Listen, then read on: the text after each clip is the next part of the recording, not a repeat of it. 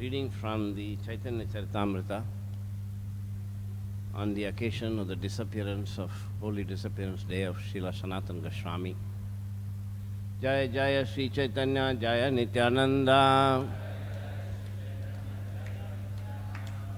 Jaya Dvaita Chandra Jaya Gaura Bhakta Vrinda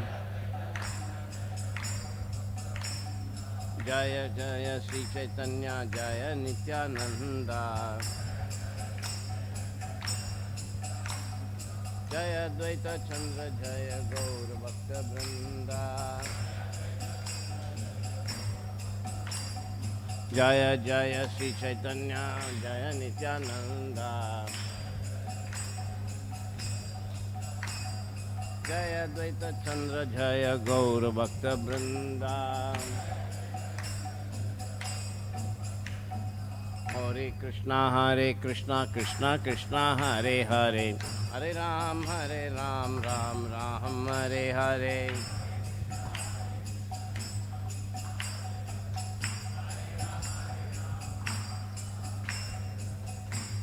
Reading from Sri Chaitanya Charitamrita, Aadi Lila, 10th chapter, text 84 onwards, the branches of the Chaitanya tree, text 84. Anupama Vallabha Sri Rupa Sanatana Etina Shaka Vrikshera Paschame Sarvatama. On the western side were the 43rd, 44th and 45th branches, Sri Sanatan, Sri Rupa and Anupama. They were the best of all. Purport by His Divine Grace A.C. Bhaktivedanta Swami Srila Prabhupada. Srila Prabhupada ki jai. Sri Anupama was the father of Srila Jiva Goswami and the younger brother of Sri Sanatan Goswami and Sri Rupa Goswami.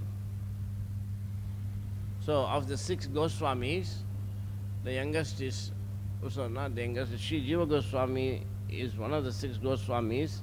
His father, right, is the younger brother of Sanatan Goswami and Rupa Goswami.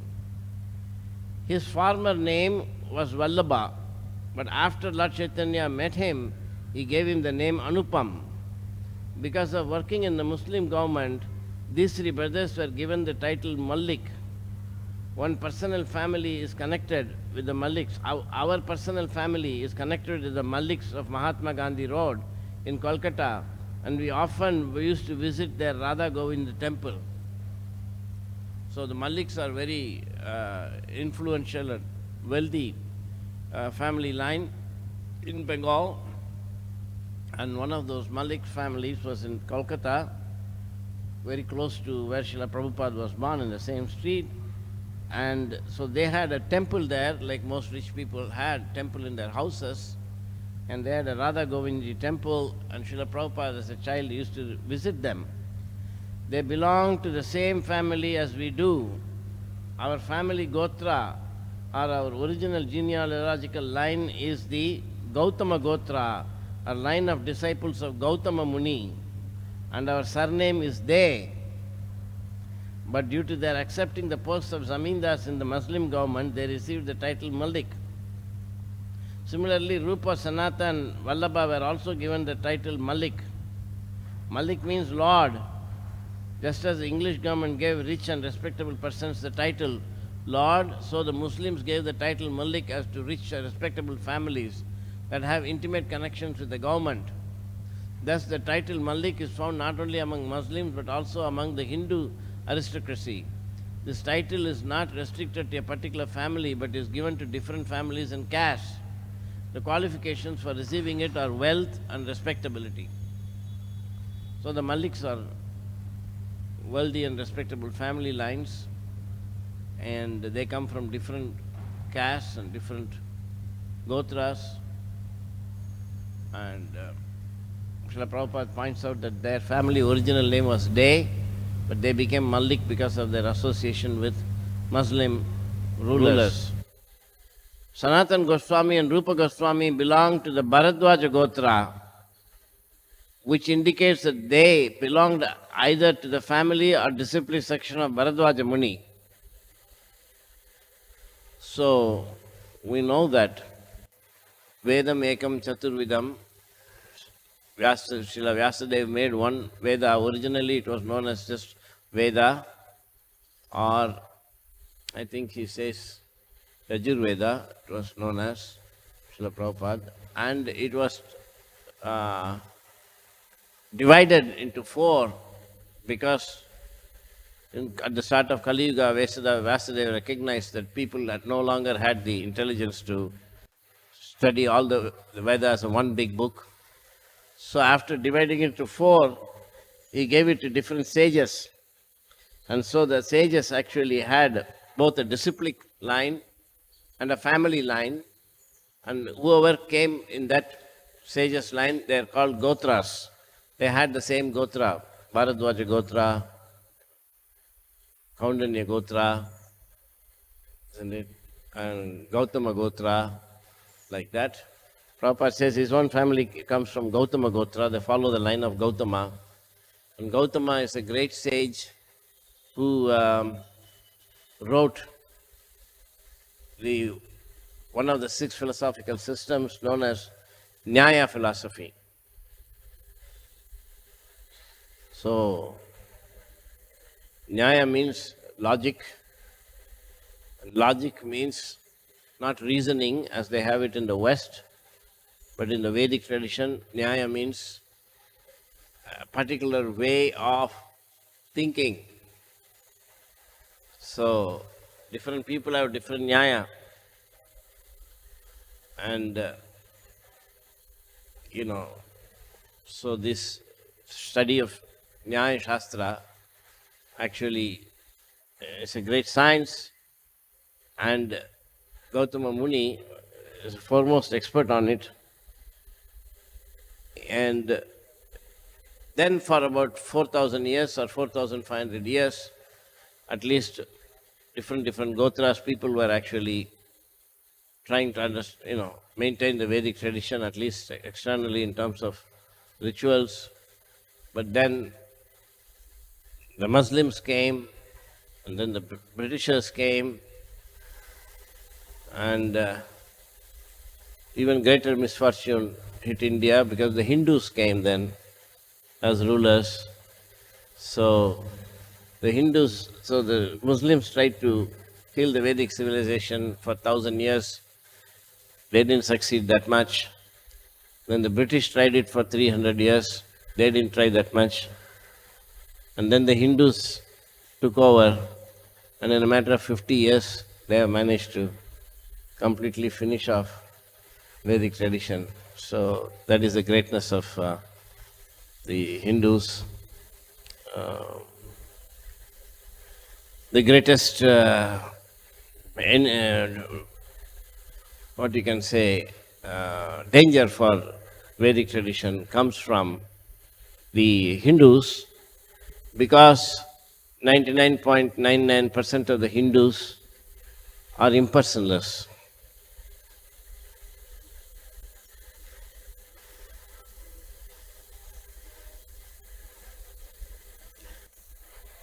Impersonalist means trying to,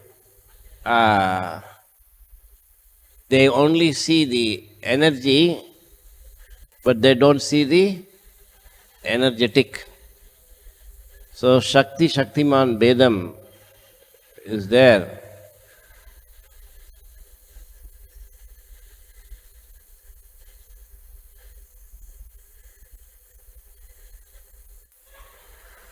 Here, close it.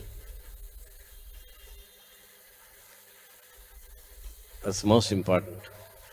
So Shakti, Shaktiman, Bedam is there, and you have Shaktis, right? You have energies, because you took prasadam. And but you are the energetic. you, and you have energies. And of course, in the material world, we cannot act without energy.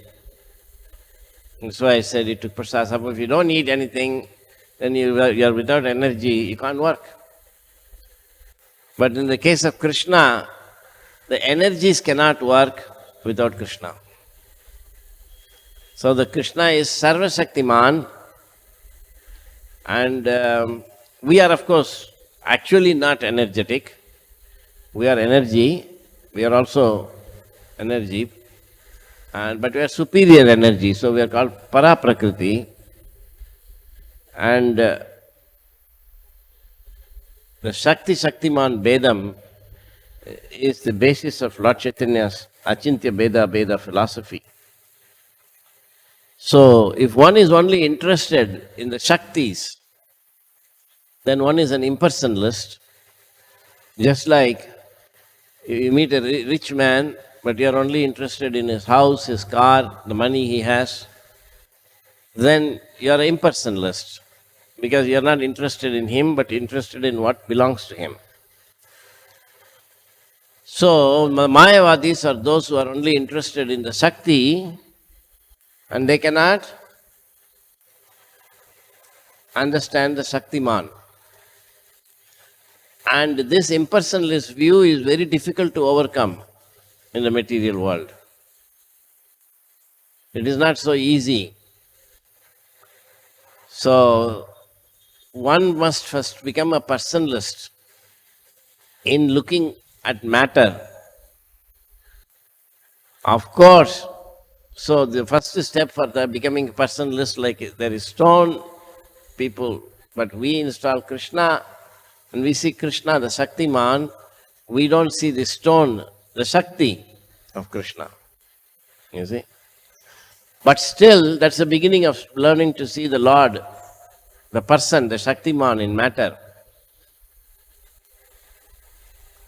Most people who are not understanding Krishna, they think that the stone has been made in the form of some imagined form, or sometimes even people who come to the temple, they accept this is Krishna's form, it's made, the deity form, it's installed, then it is Krishna.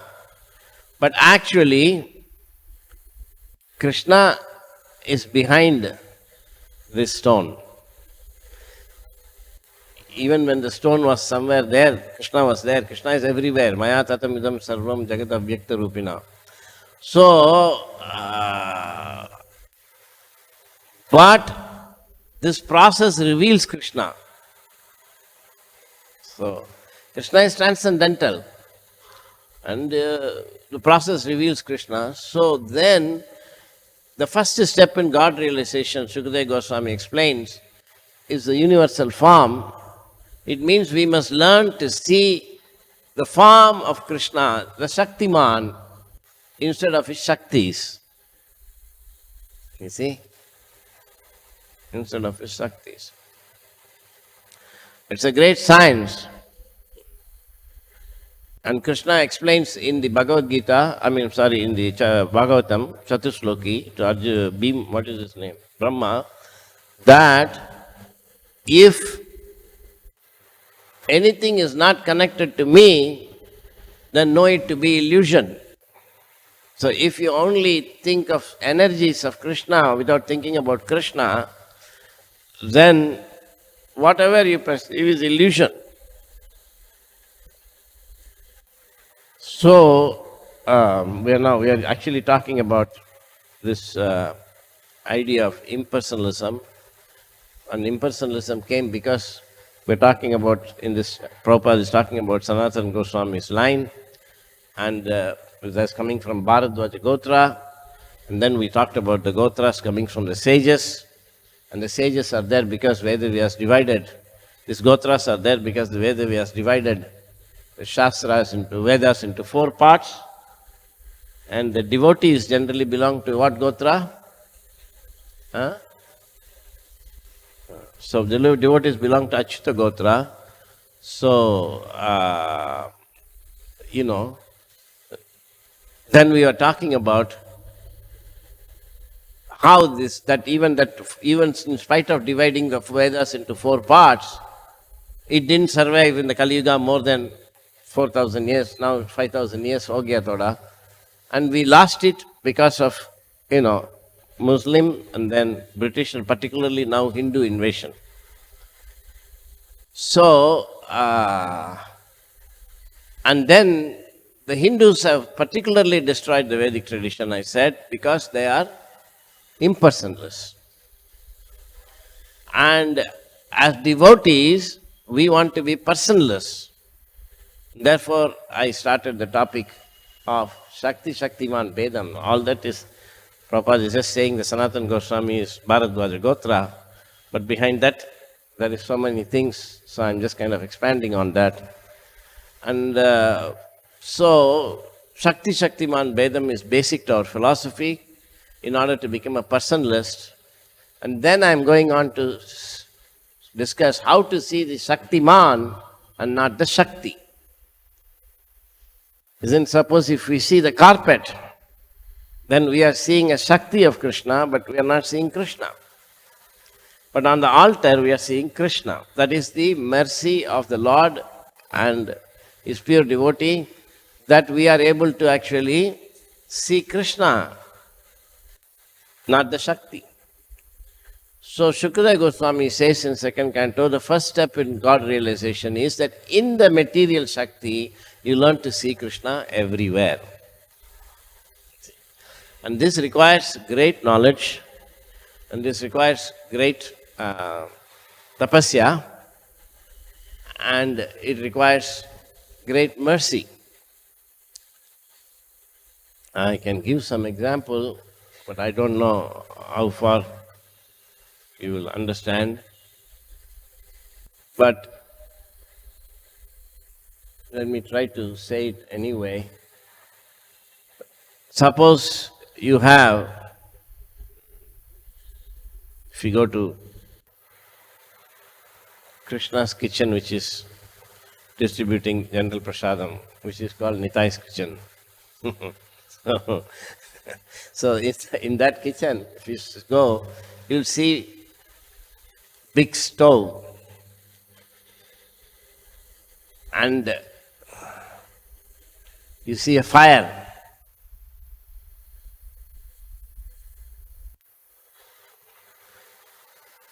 So when I say that you see a carpet, you see the Shakti, but you can see Krishna, we'll see how. So I'm giving an example. Similarly, if you go to some place, people may put a lot of wood and they burn it and you get a big fire. When you ask people, what do you see here? They'll say, they see fire. That is actually seeing Shakti, it's impersonal. In the material world. Actually, there is wood. And the wood is, you should say that, what do you see here? One should say wood, not even burning wood. So wood is giving up something, its energies, and you see it as fire, heat and light. That's your experience. So the impersonalist view is there is fire. The personalist view is that there is wood. And what is wood giving because of which you feel the fire? You don't know. Because fire is how it appears, your experience. So if you are a real personalist in the material world, so when Shukadeva Goswami describes in second canto how to see the Lord, it's not such a simple thing. This is a very difficult point. That's why I said I don't know how far you'll understand, but at least think about it. I can expand on it, but I'm not going to. So, to be a personalist, we should learn to see even in the material world, just in matter, beyond Shakti. So, Of course, there is Shakti in many levels, you can see, that's what is the point. So it is a great science, So when you talk of Sukadeva Goswami, he was just walking there without even being aware that he has no dress, but he is completely absorbed in transcendence. All the sages, even impersonalist sages, then personalist Vaishnavas, they have all studied the unlimited energies of the Lord, and only then you can approach the Lord. We have no direct authority to approach the Lord. So therefore Prabhupada writes, the other day I showed that quote that Prabhupada said, that those who are conditioned should first of all understand the material energy of the Lord before they can try to understand the pastimes of the Lord in his internal energy. So it is a great science.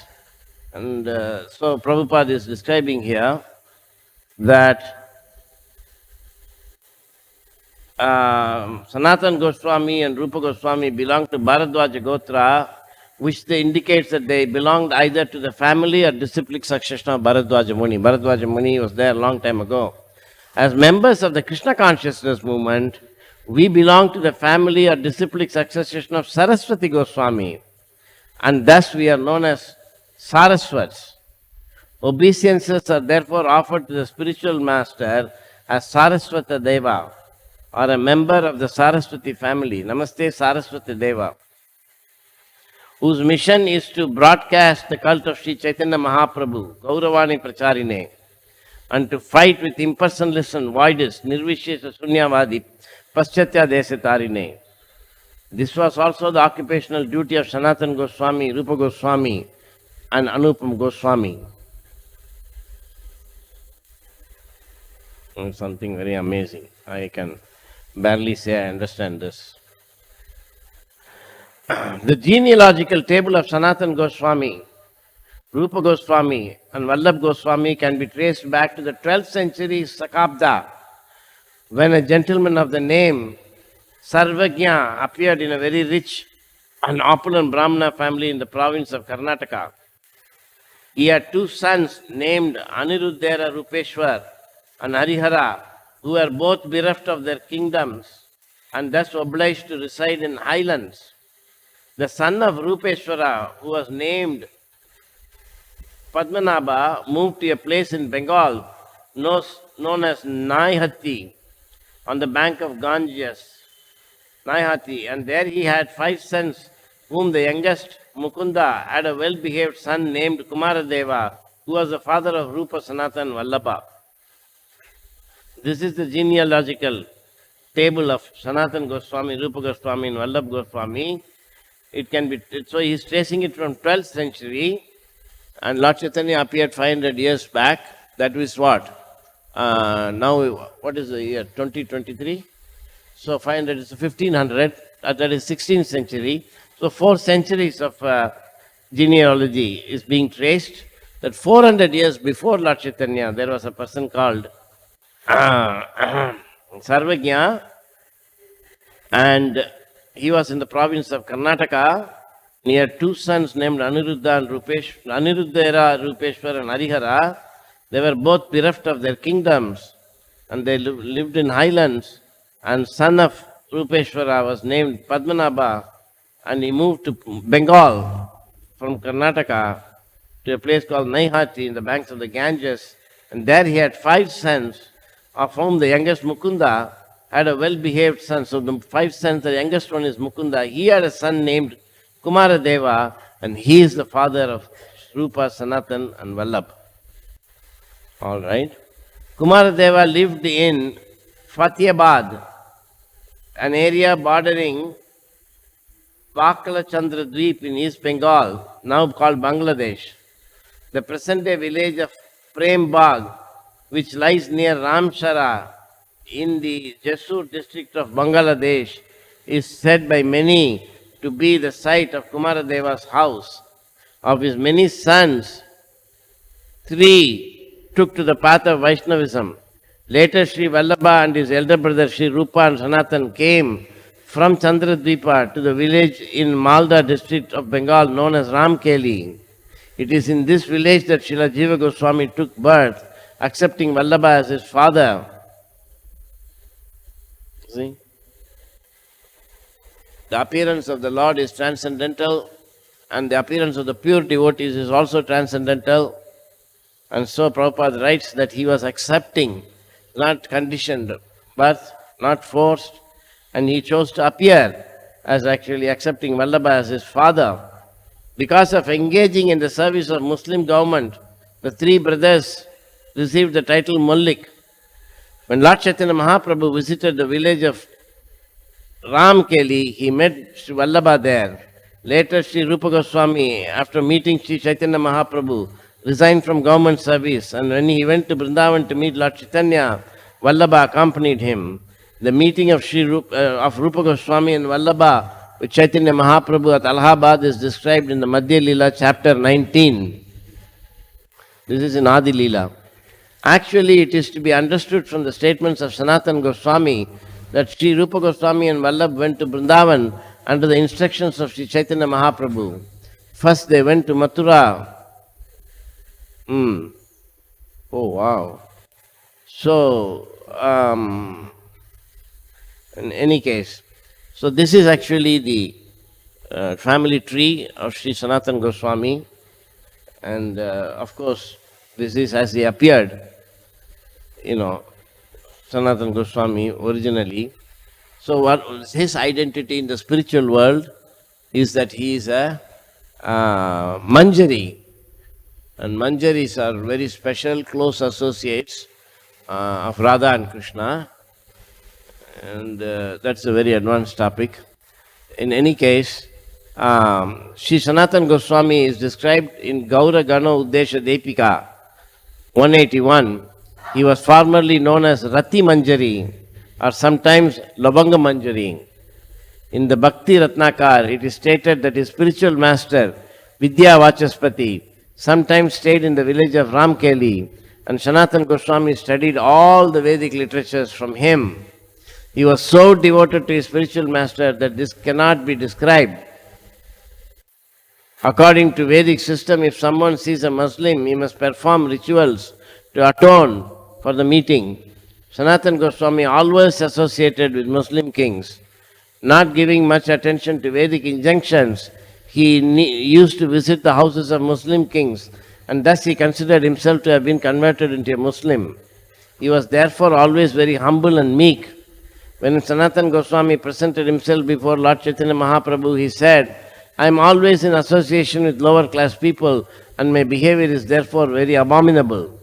He actually belonged to a respectable Brahmana family, but because he considered his behavior to be abominable, he did not try to place himself among the Brahmanas, but always remained among people of the lower caste. He wrote the Hari Bhakti Vilas and Vaishnava Toshani, which is a commentary on the 10th canto of Srimad Bhagavatam. Vaishnava Toshani means for the satisfaction of the Vaishnavas. In the years 1476 Shakabda, he completed the Brihat Vaishnava Toshani commentary on the Srimad Bhagavatam. In the year 1504 Shakabda, he finished Laghu Toshani.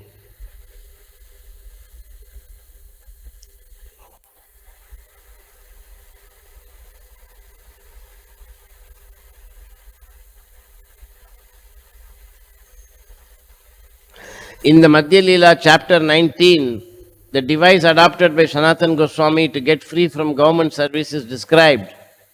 He served a notice of sickness to the Nawab, the Muslim governor, but actually was studying Srimad Bhagavatam with Brahmanas at home. The Nawab received information of this through a royal physician, and he immediately went to see Sanatana Goswami to discover his intentions. The Nawab requested Sanatana to accompany him on an expedition to Orissa, but when Sanatana Goswami refused, the Nawab ordered that he be imprisoned. When Rupa Goswami left home, he wrote a note for Sanatana Goswami informing him of some money that he had entrusted to a local grocer. Sanatana Goswami took advantage of his money to bribe the jailkeeper and get free from detention. Then he left for Benares to meet Chaitanya Mahaprabhu, bringing with him only one servant whose name was Ishan. So in this way, Srila Sanatana Goswami took great risk to embrace Vaishnavism once again by telling his employer, the Nawab, that no longer he'll work, and the Nawab imprisoned him, but still he did that, and then he got out with this device of bribing the jailkeeper. On the way, they stopped at a sarai or hotel, and when the hotel keeper found that Ishan had some gold coins with him, he planned to kill both Sanatana Goswami and Ishana to take away the coins. Later, Sanatana Goswami saw that although the hotel keeper did not know them, he was being especially attentive to their comfort. Therefore, he concluded that Ishana was secretly carrying some money, and that the hotel keeper was aware of this and therefore planned to kill them for it. Upon being questioned by Sanatana Goswami, Ishana admitted that he indeed had money with him, and immediately Sanatana Goswami took the money and gave it to the hotel keeper, requesting him to help him to get through the jungle. Thus, with the help of the hotel keeper, who was also the chief of the thieves of that territory. That's very strange. So there, it looks like even 500 years ago in travel there were hotels that were called sarais, and Sanatana Goswami stayed there, and then when he found out that his assistant Ishan had brought some remaining coins, because he gave 50% of those coins to the jailkeeper, and he brought some coins from that, then he gave it to that hotel wala, and he said, instead, why don't you, instead of stealing it, here we're giving and you help us to get across this forest. And it turned out that he was himself, that hotel man, was the chief of all the thieves in that area. So, and they crossed over the Haspur mountains, which are presently known as Haspuri Bags. He then met his brother-in-law, Shrikant, who requested that he stay with him. Sanatana Goswami refused, but they parted. When they parted, Shrikant gave him a valuable blanket. Somehow or other, Sanatana Goswami reached Varanasi and met Lord Chaitanya Mahaprabhu at the house of Chandrasekhara. By the order of the Lord, Sanatana Goswami was cleanly shaved and his dress changed to that of a mendicant or Babaji. He put on old garments of Tapan Mishra and took prasadam at the house of Maharashtrian Brahmana. Then in discourses with Lord Chaitanya Mahaprabhu, the Lord himself explained everything about devotional service to Sanatana Goswami. He advised Sanatana Goswami to write books on devotional service, including a book of directions for Vaishnava activities, and to excavate the last place of pilgrimage in Vrindavan. Lord Chaitanya Mahaprabhu gave him his blessings to do all this work, and also explained to Sanatana Goswami the import of Atmarama verse from 61 different angles of vision. Sanatana Goswami went to Vrindavan by the main road, and when he reached Mathura, because he is now to excavate the last places of pilgrimage in Vrindavan, so he went to Vrindavan and he met Subudhi Rai. Then he returned to Jagannath Puri through Jarikan, the Madhya Pradesh jungle. At Jagannath Puri, he decided to give up his body by falling down beneath a wheel of Jagannath Ratha, but Chaitanya Mahaprabhu saved him. Then Sanatana Goswami met Haridas Thakur and heard about the disappearance of Anupama. Sanatana Goswami later described the glories of Haridas Thakur. Sanatana observed the etiquette of Jagannath's temple by going along the beach to visit Lord Chaitanya, although it was extremely hot due to the sun. So instead of going through the shorter streets, he went through the beach, and the beach sand was very hot. Still he walked there. He requested Jagannath Pandit to give him permission to return to Vrindavan. Lord Chaitanya Mahaprabhu praised the character of Sanatana Goswami, and he embraced Sanatana, accepting his body as spiritual. Sanatana Goswami was ordered by Sri Chaitanya Mahaprabhu to live at Jagannath Puri for 1 year. When he returned to Vrindavana after that time, he again met Rupa Goswami, and thus the both brothers remained in Vrindavan to execute the order of Sri Chaitanya Mahaprabhu.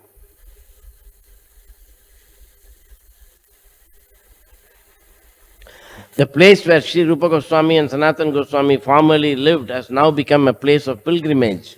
It is generally known as Gupta Vrindavan or Hidden Vrindavan and is situated about 8 miles south of English Bazaar. There the following places are visited: the temple of Sri Madan Mohan deity, the Keli Kadamba tree under which Sri Chaitanya Mahaprabhu met Sanatana Goswami at night, and 3. Rupa Sagara, a large pond excavated by Srila Rupa Goswami. A society named Ramkeli Samskara Samiti was established in 1924 to repair the temple and renovate the pond. So that's actually the genealogy of Sanatana Goswami that's described in this verse. We will now read from one more book.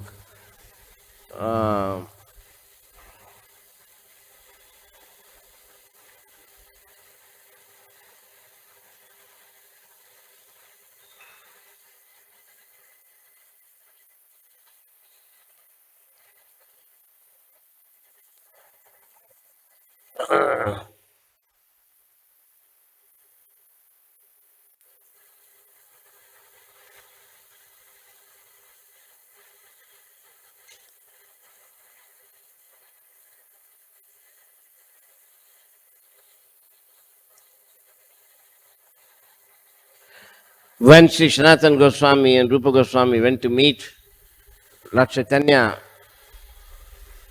they met and they said, "All glories to Sri Krishna Chaitanya Mahaprabhu, the most merciful savior of the fallen souls. All glories to the Supreme Personality of Godhead." What was I saying yesterday?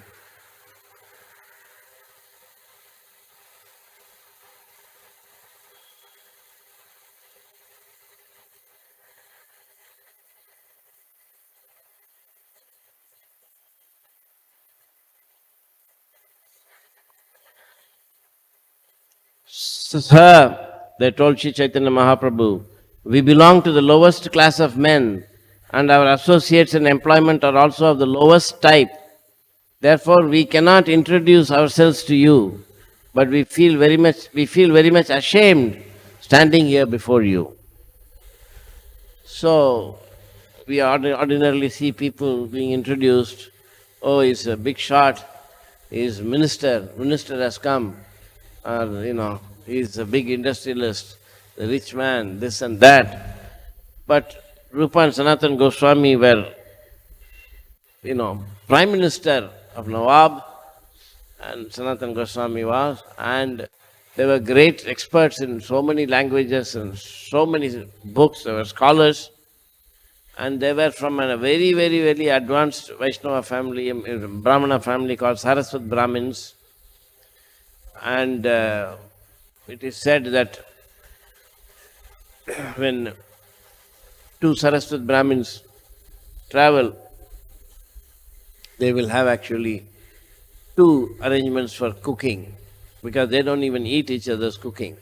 So they're supposed to be strict Saraswat Brahmins.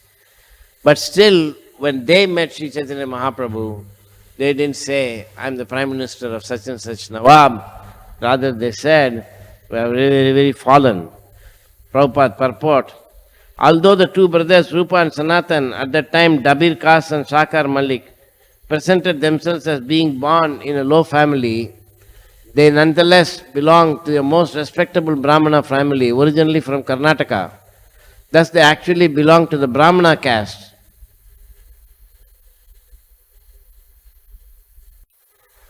Of course, in modern times we have no understanding of Brahmin caste, but an actual Brahmana is extraordinary.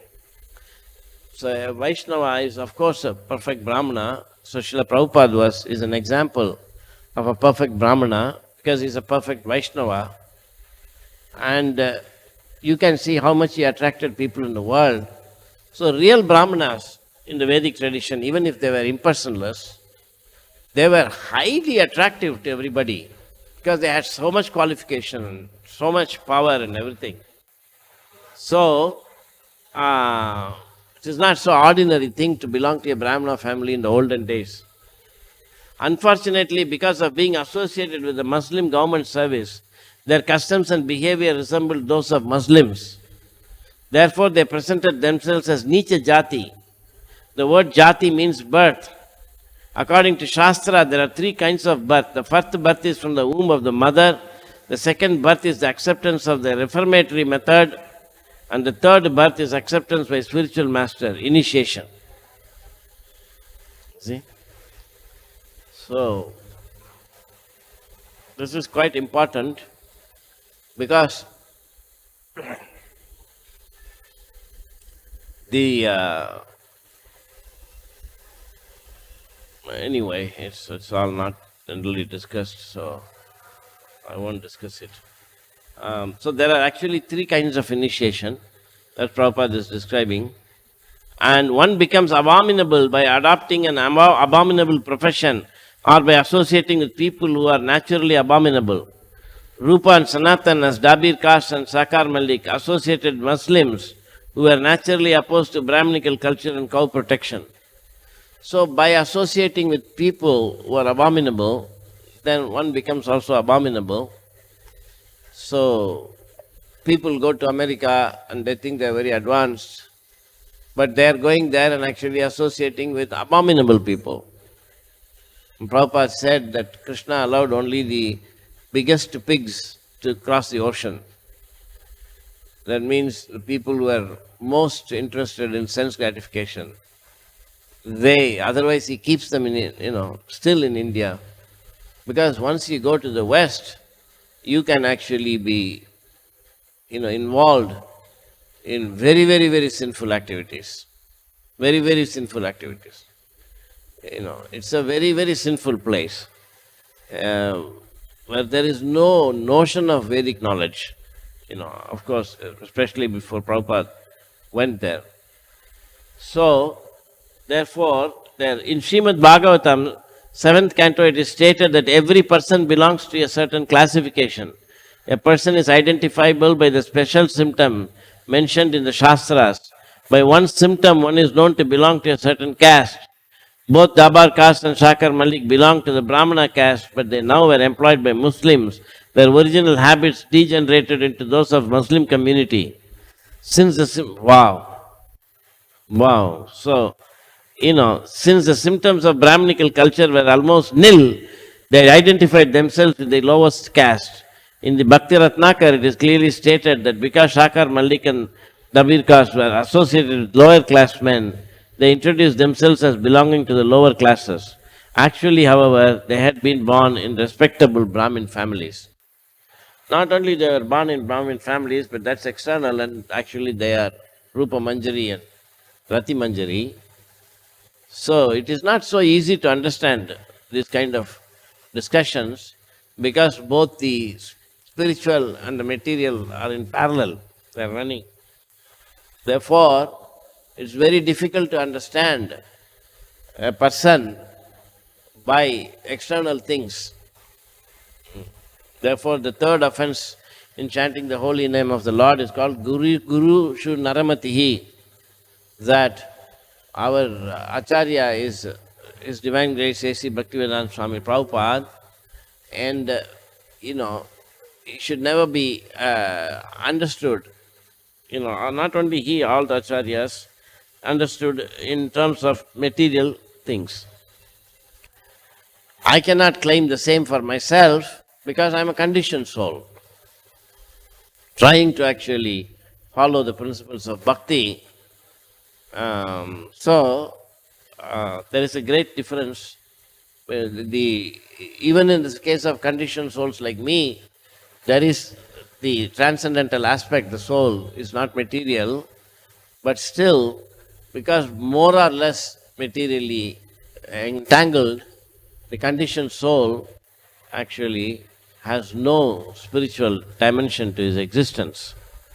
But in the case of such personalities like Sanatana Goswami, who is one of our acharyas in the disciplic succession, he actually is fully spiritual. So we have to never forget that when we are reading about these things. And so these are only external things, It never touched them. Just like the sun appears to come up from the sea, but actually it is never touched by the sea.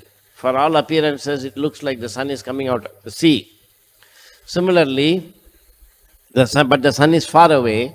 Similarly, the transcendental personalities have nothing to do with the material world, although when they appear in the material world, they actually appear like they are conditioned by material energy and they are burned, they are growing, but they are actually always transcendental, exactly like the Lord. Okay, but even the conditioned soul, his position is factually transcendental, but he doesn't know it. He is not born, he is not dead, he is transcendental.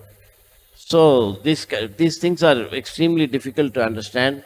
So we should never forget that in reading these things, the transcendental dimension is the most important. But they are presenting themselves to show how all of us, because we are all Rupanugas, we follow Srila Rupa Goswami and Sanatana Goswami, how we should come in front of the Lord and present ourselves. You see? So, dear Lord, let us inform you that no one is more sinful than us, nor is any offender like us. Even if we wanted to mention our sinful activities, we would immediately become ashamed, and what to speak of giving them up. The two brothers submitted, Dear Lord, you have incarnated to deliver the fallen souls. Patita Pavana Hetu Tomar Avatar. He said, you should consider that in this material world, there is none so fallen as us. You have delivered the two brothers Jagai and Madai, but to deliver them you did not have to exert yourself very much. The brothers Jagai and Madai belonging to the Brahmana caste, and their residence was in the holy place of Navadvip. They never served low-class persons, nor were they instruments to abominable activities. Jagai and Madai had but one fault. They were addicted to sinful activity. However, volumes of sinful activity can be burned to ashes simply by the dim reflection of the chanting of your holy name.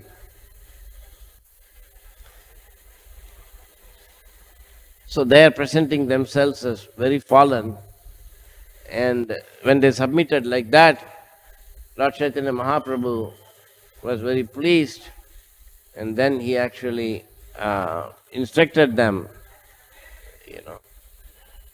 It goes on and on. We are very depressed at being unfit candidates for your mercy. Yet, since we have learned of your transcendental qualities, we are very much attracted to you. Indeed, we are like a dwarf who wants to capture the moon. Although we are completely unfit, a desire to receive your mercy is awakening within our minds. Chaitanya Mahaprabhu said, My dear Dabir Kas, you two brothers are my old servants. From now your names will be changed to Srila Rupa and Sanatana Goswami. Now please abandon your humility, for my heart is breaking to see you so humble. So, on the transcendental plane, Rati Manjari and Rupa Manjari are meeting, the embodiment of Radha and Krishna. But on the external plane, it looks like they are discussing and they are saying that I am very fallen. And Lord Chaitanya say, of course, they are very dear to him, they are very close associates. 24 hours they are with each other eternally. So they are very, very, very deeply, connected. And so Chaitanya Mahaprabhu says that, it is the nature of such real Vaishnavas to be humble.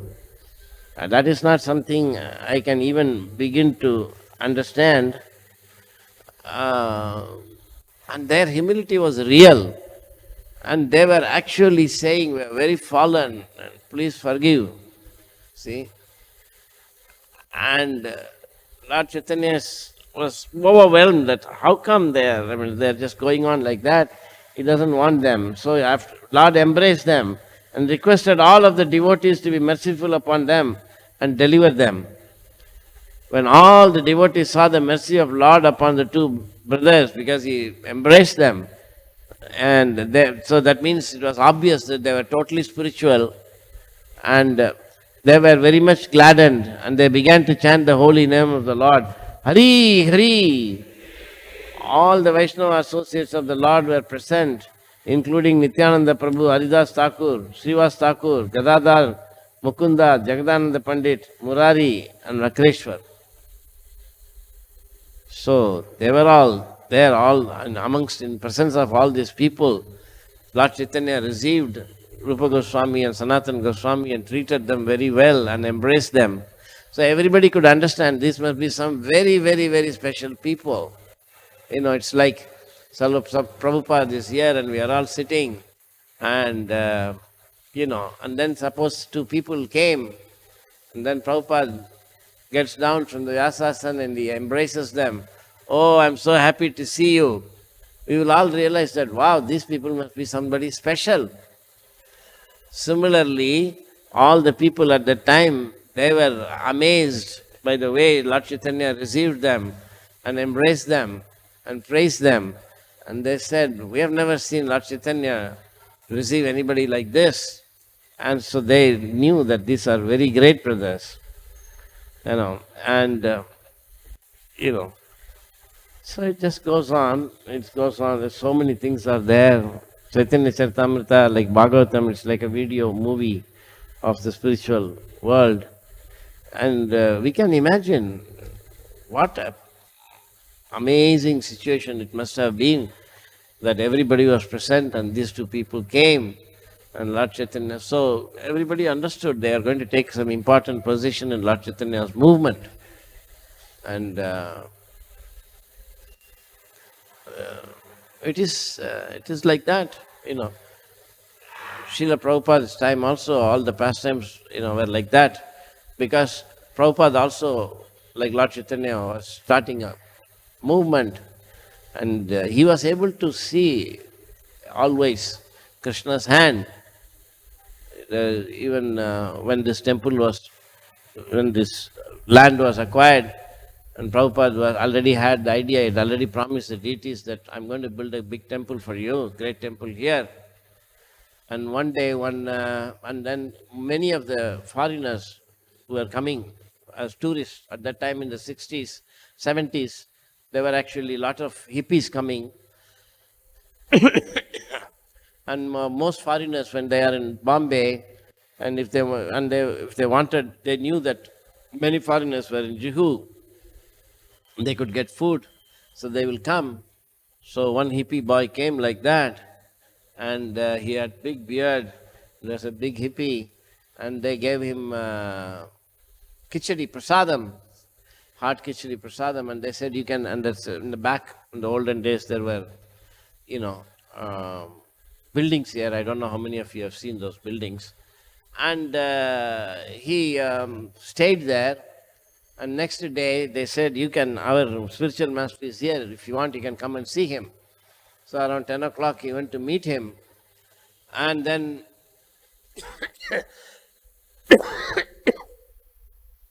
Prabhupada said, as soon as he saw him, oh, Krishna has sent you to build this temple.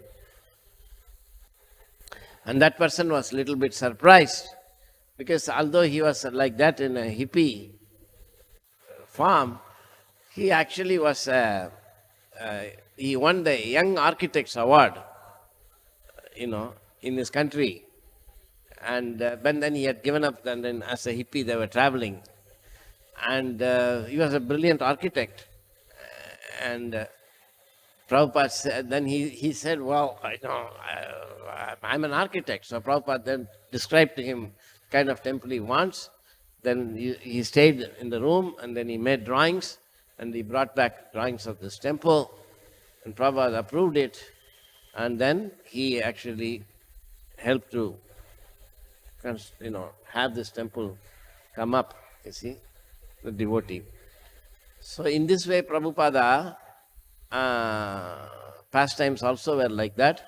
So you can imagine when Lord Chaitanya is starting his movement, so many people were coming and everybody knew that everybody is going to make some contribution to Lord Chaitanya's movement. Lord Chaitanya also had exactly the same transaction with devotees. And we have to consider how carefully the Lord has actually set up this movement, that before everything is meant for this purpose. And in this cycle, Brahma, who creates this world under Vishnu's mercy, he is a pure devotee. Not always, and that Brahma, actually an expansion of Brahma, became Haridas Thakur for Namacharya. He became to holy name, spread the holy name. And, Madhvacharya came, Vyasadev came, Shukadeva Swami came and spoke the Bhagavatam 5,000 years ago and kept it ready for Lord Chaitanya to preach the Bhagavatam. And so Shukadeva Goswami knew that he has to speak this Bhagavatam because Lord Krishna is going to come again and he will actually present this.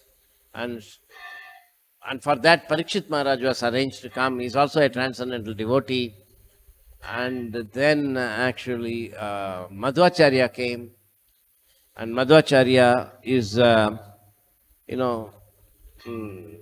introduced Krishna worship. I saw some video that was put on the ICC about somebody criticizing ISKCON, and he I don't know whether he was himself belonging to Gaudiya Sampradaya or he was a Mayavad, I don't remember, Vallabha Sampradaya, and he was saying that they are not a Sampradaya, they are actually preaching movement, they are some mutt or something. And then he was saying that because they call themselves as Brahma Madhva Gaudiya Sampradaya, but Madhva was a dualist, but Lord Chaitanya's philosophy is Sachinta Beda Beda. Therefore, they are not actually, they don't have Siddhanta, ISKCON. Otherwise, how will they call themselves Madhva? They are foolish. We are called Madhva Sampradaya not because we follow Madhva's philosophy, but we are called Madhva Sampradaya because Madhva is the first person to introduce Krishna worship. Otherwise, before that, it was Vishnu worship. And he is the first person. So, and in Madhva Sampradaya, Madhavendra Puri is the first person who introduced the worship of Krishna in Gopi Bhav. So, these points are all, this is actually why we are called Madhva Sampradaya, not because we should follow Dvaita philosophy. So, so we have to know all these points. But then Lord Chaitanya came, and then so many acharyas have come, all great personalities. And it's like, if you want to teach one child who is in 5th grade, 5-year-old child or 4-year-old child, you want to teach ABCD. You don't want to hire a Harvard professor. But Lord Chaitanya has brought all the top sages, the topmost confidential associates, not one or two, so many, and he has established this movement. So we must understand how carefully everything is being set up, because the movement is being set up for every single person. Different mentalities. For everybody, one example is there. For everybody, specific things are given. So that when we all come, we are all having different mentalities. But when reading all these books and in following this Siddhanta, we will all associate with different aspects. And everything is revealed in all these books, in all these pastimes. It's very amazing. And that's why it's very important. Any questions or comments?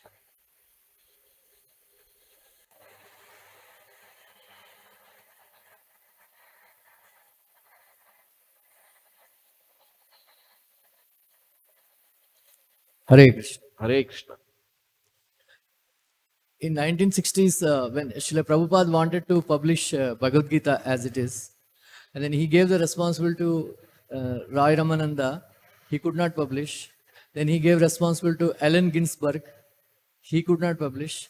Then Srila Prabhupada gave the responsibility to Brahmananda Prabhu. One day Brahmananda Prabhu got a order for Hare Krishna Dun, that Prabhupada album, some few records. Prabhupada told him, uh, go and personally deliver this and get the check, and also ask them that our spiritual master has translated Bhagavad Gita, would you like to print? Brahmananda Prabhu said, how, like that. Then Brahmananda Prabhu went, then he met the clerk, then he received the cash, and then he gave the albums. Then he was asking, can my spiritual master has come, he wanted to publish this Bhagavad Gita. Said, you meet the editor. Then at that time, the editor walked in. Said, like this, this is the editor. Then Brahmananda Prabhu introduced. Brahmananda Prabhu spoke to him that my spiritual master from India, he wanted to publish Bhagavad Gita in English. Are you interested? Then that editor was so excited. Actually, we are looking for somebody who translated Bhagavad Gita, because we have Buddhists and all that. Immediately, so Brahmananda Prabhu was so excited, he went as if he flew. Then he met Prabhupada. Prabhupada was not very excited. Prabhupada said, I know. Yeah, so he nodded as if he knew. So all these are transcendental arrangement of Krishna. That, how Macmillan published Bhagavad Gita and all that. Yeah, that's good. But the point I'm making Just is, like that Surabhi Prabhu walked in. but the point I'm making is that there are innumerable living entities in the material world. Trillions and trillions and trillions and trillions. Right now, here, there are unlimited trillions of souls. It's not just only few people. Everywhere. This place is full of... You cannot even imagine how many souls are here. There's no space. Isn't it? So all these souls are there. I remember when American came and he had come to the temple premises. That was long time ago. And he was said that, oh, India is so crowded. But I like this campus, it's not so crowded. I said, no, this place is also crowded because unlimited souls are there, but you are not seeing. So, the point I'm making, which I didn't explain fully, is not just so many people came and did, but the Lord Chaitanya actually has arranged for all these unlimited trillions and trillions of devotees, for every one of them, according to their mentality, he has performed a pastime that will help them to come out of material existence. So if you actually study this, that's why I said every soul who studies the scriptures will find something that is exactly according to his mentality. Oh, he can identify with it and he can make progress.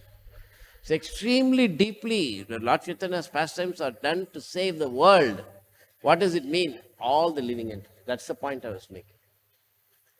Very deep. I have a question. When Sri Chaitanya Mahaprabhu was discussing with Sarvam Bhattacharya, he quoted two verses which says that Mayavadam Ashastastram Prachanam Bodham Uchate. So I have ordered Lord Shankara to preach which is covered Buddhist philosophy, to wean away people from Krishna. So when by the order of Krishna, this impersonalism, Mayavad philosophy was preached. So it is natural that so many people are impersonalists. So how do we see that? It is natural in? That so many Indians are impersonalists because by the order of Krishna, this impersonalism was preached. So how do we see it like Like your point, that most Indians are impersonalists. Yeah, I understand. Yes. The point is, he is asking, we learn from Chaitanya Mahaprabhu's preachings that Lord Shiva himself came as Adi Shankara and preached Mayavad philosophy. Then that's why in India it's very powerful. Then how can we expect to change them? And it's natural. Well, first of all, we should know what is Mayavad philosophy. Mayavad philosophy is very much a part of Vaishnava philosophy. If we understand what's so, I want to actually write a small booklet called Introduction to a Vaishnava Introduction to Advaita Vedanta. Because even they don't know what is impersonalist philosophy. So, the Mayavad, so anyway, that's a separate topic. So, the Adi Shankara's philosophy is the first step for introducing Vedic philosophy. Where it goes wrong is that the followers thought this is all of Vedic philosophy. That's a mistake.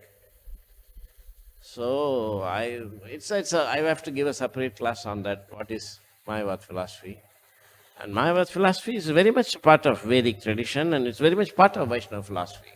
Because it's the Vadanti tat tattvavidas jnanam edadvayam brahmeti paramatmeti bhagavan iti saptite. So the Brahman part is 1/3 of Vedic philosophy.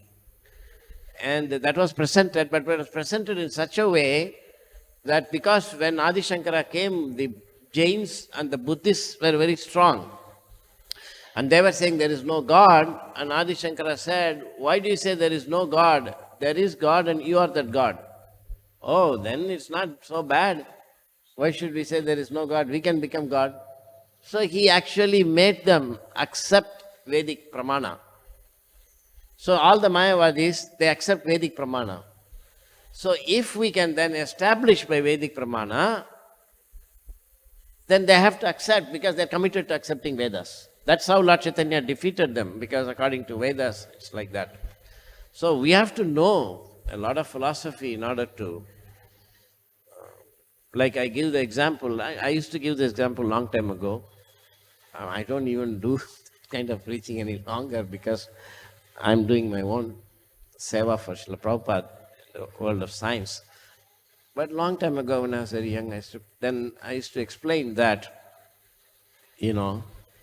when if you told somebody that you are a citizen of this country, and we point to Modi and say he's also a citizen of the country, that's true.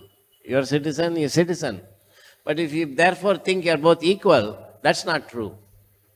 So, Adi Shankara came and said, you are Brahman, and he's also Brahman. But then somebody else came and said, yeah, you are citizen, he's citizen, but you are only citizen, he's prime minister. So Ramanujacharya came and said, yes, Brahman and Brahman, but you are Brahman, he's Para-Brahman. And then somebody came and said, yes, you are citizen, he's citizen, you are, citizen, but he's prime minister. His name is Modi. Like that, Madhvacharya came and said, yes, Brahman and Brahman, but your Brahman is Para-Brahman, but he is Krishna. That's why I said that we must know that actually Madhva's real contribution is not the Dvaita philosophy, but the establishment of the worship of Krishna. So then somebody came and said, yeah, your citizen is citizen. Your citizen is prime minister. His name is Modi, and he is your uncle. He gave a relation, or he is your friend, or he is your brother. Like that, Lord Chaitanya came and said, your Brahman is Brahman, but your Brahman is Para-Brahman, and the Para-Brahman is Krishna, but you have a relation with Krishna. Santaba, Dasyaba, Sakhi, these introduce those things. So this is the big philosophy, and in that philosophy, the Brahman should be understood properly. Then when we understand, Brahman is actually also part of the absolute truth, but it's part, it's not the whole. And when you think it's the whole, then you have the Mayavad philosophy. When you have it's a part, then you have this philosophy, Brahman. Brahman is a Brahman realization. So, we have to know, we have to be Brahman realized, and we have to be Paramatma realized, and we have to be Bhagavan realized. Otherwise, how can he convince them? Not possible. But it will all happen. Soon, very, very great devotees will come, and this movement will take off like we cannot imagine. So, you had a question in the back. Last time I didn't take your questions. I have to make sure. I told you raise your hand. You're just doing like this. I was not sure. Thank you, Prabhuji. Yeah. Prabhuji, today outside people celebrate today as a Guru Purnima. Guru Purnima. So, in the Rupa Goswami, in the Nectar of Instruction, Vacho Vegam Manasa Krodha Vegam, there at the end he says, if he controls these 6 urges, he can become a Guru. So, what is your comment on it? Just by controlling the senses, can somebody become a Guru? Well, in the instruction to Maharaj Nimi, the Navayugendras, they say that no one is able to control his senses correctly except those who are fully surrendered devotees of Krishna. So, Vacho Vegam, Manaso Vegam cannot be done independent of becoming a devotee. So we know that, but we don't fully, may not have realized it.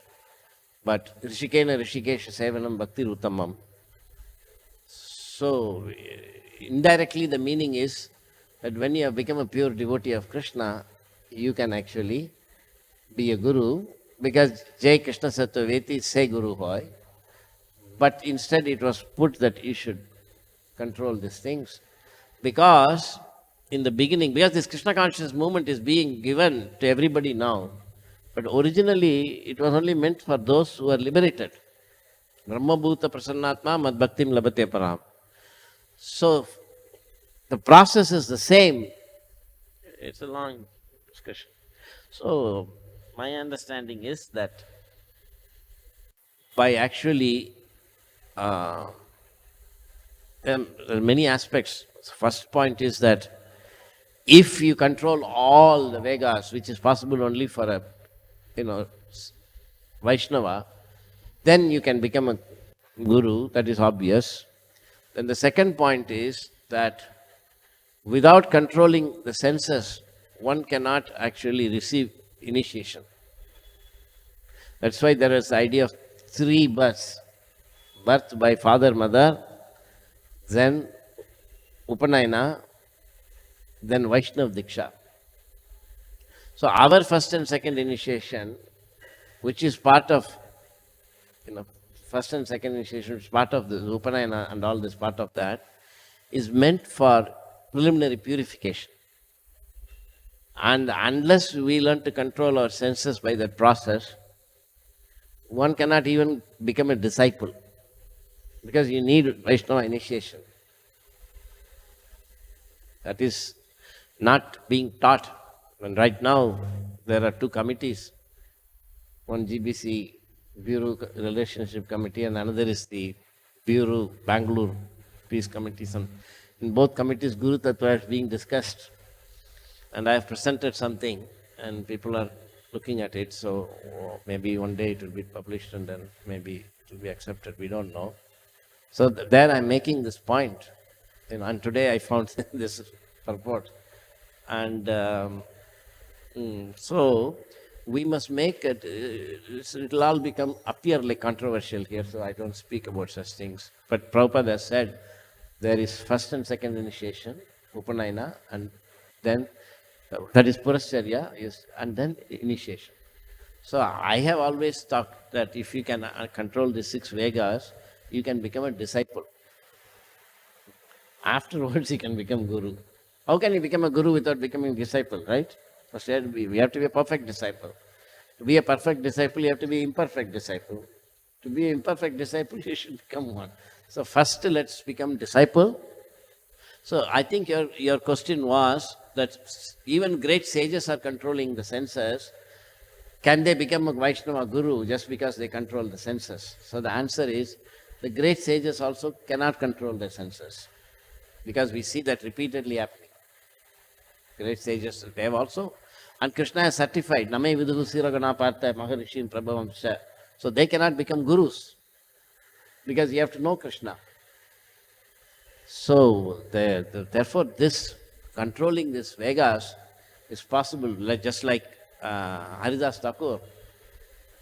Maya Devi herself came in the middle of the night, and it is unparalleled in history, human history. In the history of creation, it has never happened. What Haridas Thakur displayed, it has never happened. So only pure Vaishnavas are perfect. Does that answer your question? Thank you. Yes, Hare. Yes, Hanuman. Hare Krishna. Hare Krishna. Prabhuji, can you put some light upon Nirvishesha and Shunyavadi Wow. on this topic? Wow. His question is, what is the difference between Nirvishesha and Sunyavad?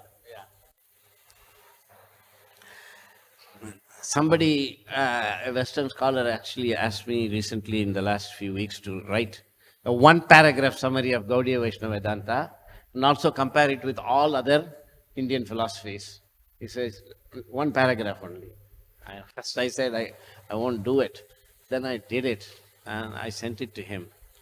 So I had in the last just one sentence comparing first I described GVV and then I described Advaita Vedanta and Jainism, Buddhism, all in one sentence. So that corresponds to this. The main point is that according to Vaishnava Siddhanta, which means Sri Chaitanya Mahaprabhu Siddhanta, there is a Supreme Lord and there is consciousness, which is consisting of innumerable souls, spirit, and then material energy, which consists of innumerable atoms, material atoms. And spiritual energy also consists of innumerable spiritual atoms, chitkana, and chitkana means chit particles, and that is actually souls. So, you should know what is first the relation between soul and consciousness. They are not one and the same. You see, just like if I say it's all Indians, that's like saying consciousness. But you are somebody, he is somebody, that's individuality, individual. So when we say consciousness, we mean the ability to have a sense of I. So all spiritual atoms have that, all souls.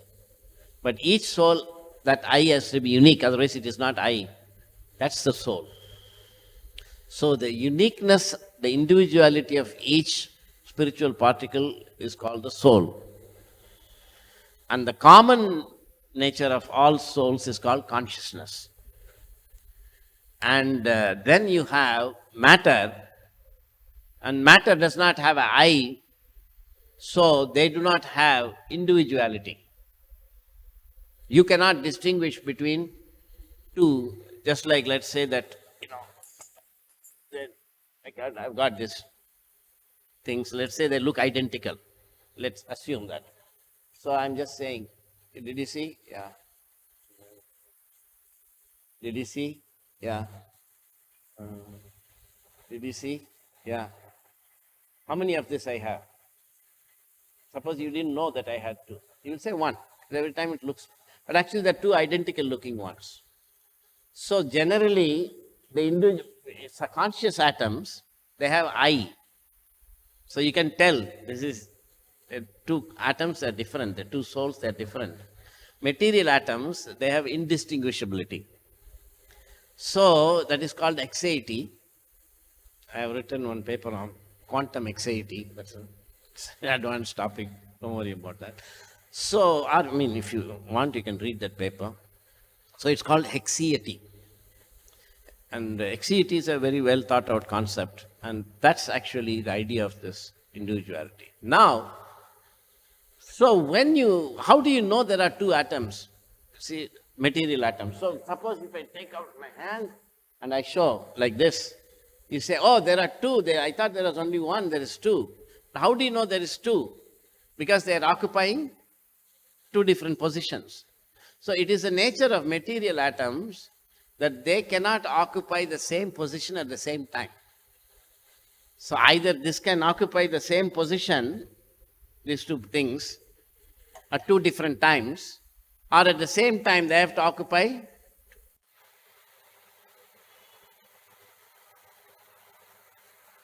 which actually means they cannot touch each other.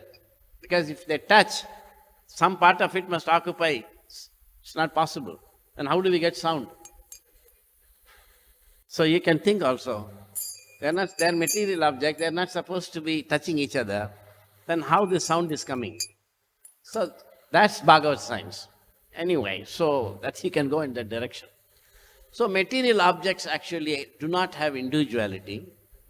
And it turns out they don't also have individual properties. So with this introduction, now we can say that Vaishnava Vedanta says there is a universal I, and the I is a person because he is Shaktiman. Right? The Shaktiman, from Shaktiman comes innumerable Shaktis. Matter, spirit, everything. So this is made of matter, soul is made of spirit. What is Krishna made of? From Krishna comes matter and spirit. But what is Krishna made of? Anybody can answer? Yeah, first class. Krishna, his Rupa is Sachidananda Vigraha. So, that's Krishna is personal I, then individual I's, and then there is matter. Now, impersonalist philosophy accepts a universal I, no individual I's, no matter ultimately. There's no matter, there's no individual I's, and there is only a one universal I, but that's not a person. So that is actually Nirvisesha. Now, Sunyavadis say there is no matter, there is no individual I, there is also no universal I. Then what is there? You cannot describe it. Nirvachaniyam, where words cannot enter. So when you deny everything, they are also Neti. Then finally when you go past all these distinctions, you will, whatever you get, that is Sunyata. Sunya is not zero, nothing. Sunyata is that which actually denies all distinguishing characteristics, called Vishesha. Vishesha means distinguishing characteristics. Who is that? That's Anuman. He has got some Vishesha. Who is this? In Ram Rup Prabhu, there is Vishesha, Lakshanas are there. So their idea is that ultimately reality has got no Vishesha. There is no matter, there is no individual spirit, there is no universal impersonal I, there is no universal personal I also. That is a complete denial. So they call it Sunya philosophy, Sunyata. They don't call it Sunya, but Sunyata. And they also call it as Nirvan. Jains call it Nirvan, Buddhists call it Sunyata. They deny everything. And that's not wrong, but that's the beginning of spiritual life. We have to also, Vaishnavas also know that. And I'll have to give another class on this philosophy. So they are actually Nirvisesha, Sunyavadis, and Brahman people are Nirvisesha. There are no separate qualities, and everything is one. And then we have Vaishnava philosophy. We'll stop here. Shri Chaitanya Charitamrita ki jai, Srila Prabhupada ki jai. Gaur Premanandi.